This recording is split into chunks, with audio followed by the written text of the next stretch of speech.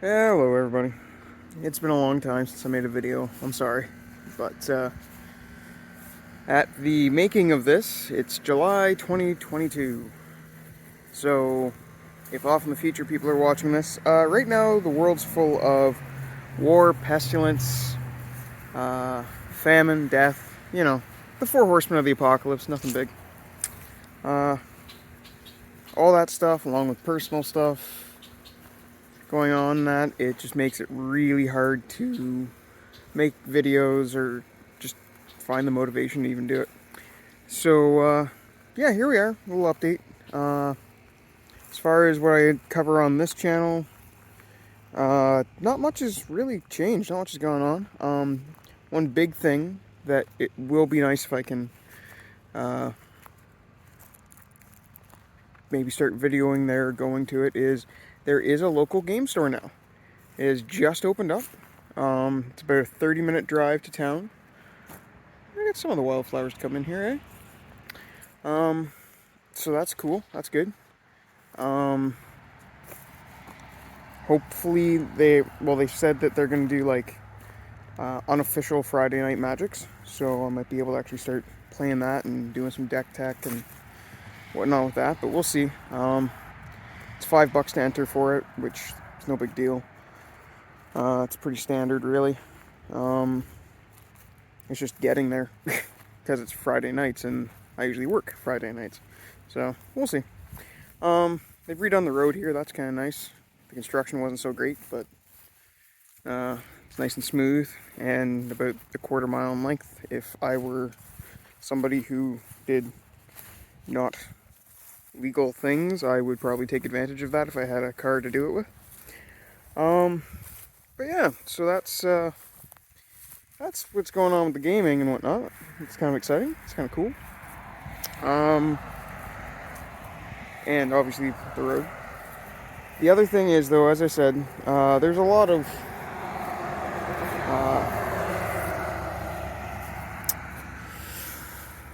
stuff going on in the world right now, and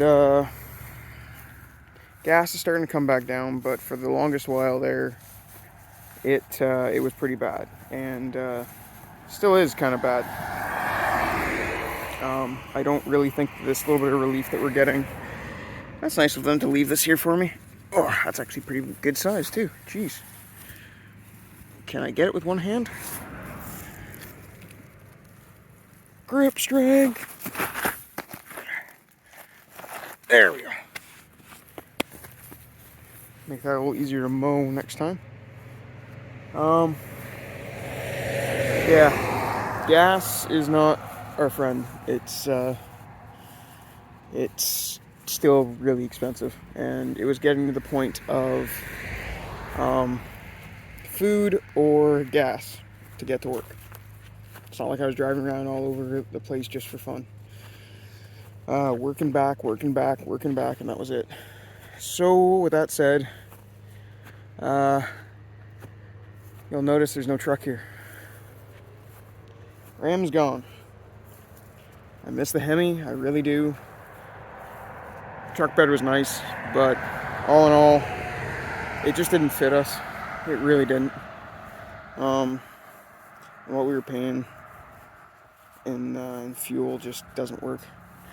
So I'm back into a Cherokee. I had a 2018 Trailhawk before. This is 2022. So it's the facelifted model. Mine was a Prix facelifted. Yeah, got it with windows tinted. There's one thing that we demanded on it. Same thing, I demanded the rock rails because I remember from my last one, just the plastic there. You were always scared of wrecking a pinch weld if you went off-road.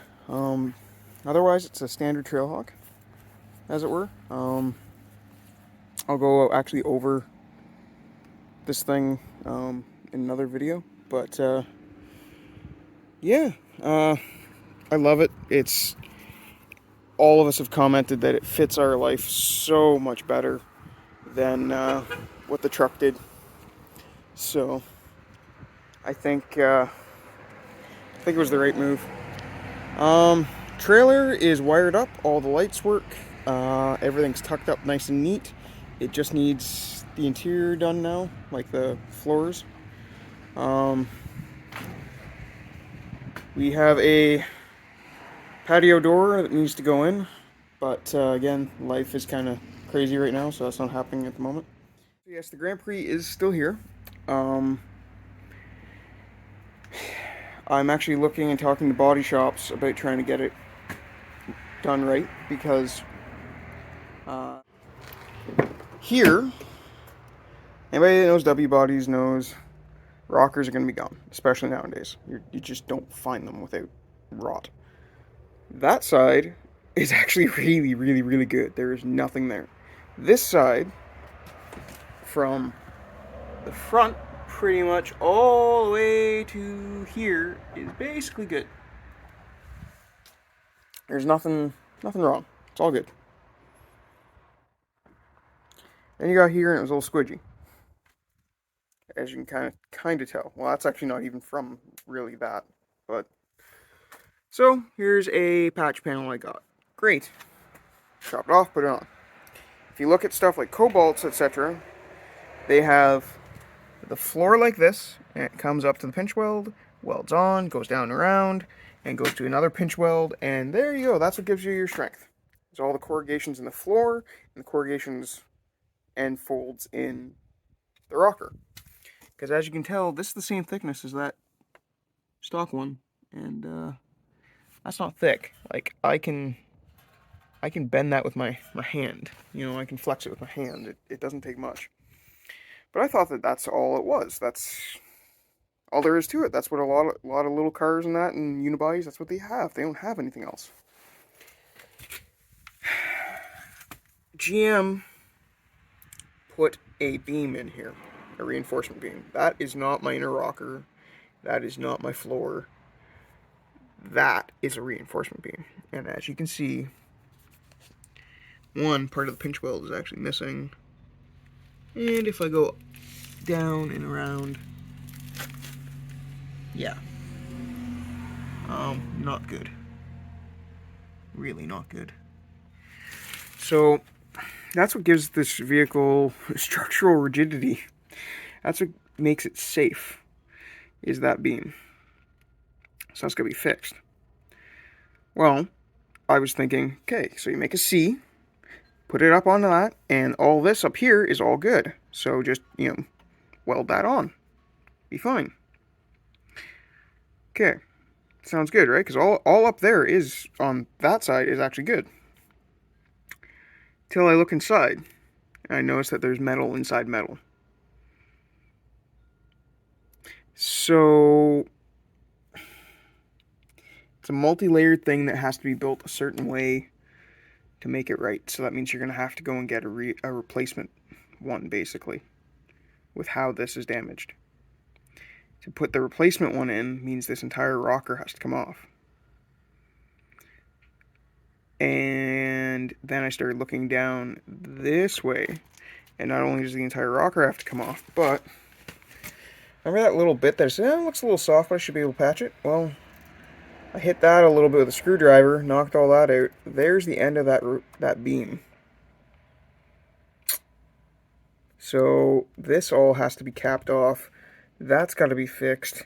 And to get into there to actually weld that properly, all this has to come out, which means the quarter actually has to come off, or at least a chunk of it. I've said it before, I'll say it again, I am a carport. I've got basic tools, and as I just said, I am a novice when it comes to bodywork. I am learning as I go. And I think it's going to be a lot cheaper, a lot faster. I'm going to get more enjoyment out of the car if I have a body shop do it. So that's where I'm at. Basically, it's trying to figure out if it's worth it or not. If I take this car and put 10 grand into it, I still have to do, for body work, if that's how much it is, I still need tires, brakes, emergency brake cables, front control arms, tie rod ends, etc., etc., etc., etc., etc., and etc. All just to get a stock 270,000 kilometer Grand Prix on the road. Or I can, if I want to stick with a 3.8 liter for 3,800, I can go in for 10 grand off of Marketplace, go get a absolutely babied, perfect condition V6 3.8 powered Camaro or Firebird. Right now, if I had 10 grand to just drop, that's what it would be. That's what I could go get. So it's like, why spend it on this, which is not going to be usable at that point after 10 grand, when if I had an emotional attachment to the car, like deeply emotional to it, it would be a different story, but I don't. It was just, other than that rocker and that wheel arch, really this thing is super clean, and you just don't find W bodies that are like that. So that's why I jumped at it, especially for the price I paid. So, like I said, talking to a couple body guys, we'll see what they say. With any luck, it's way cheaper than I think, and this thing will be on the road, or at least put together, sealed up, and then I can start working on mechanicals that I can actually do in a place like this with basic tools, and we'll get her good. But anyways, I've rambled on long enough. Talk to you guys later. Thanks for hanging out, and everybody stay safe out there, okay? Talk to you soon.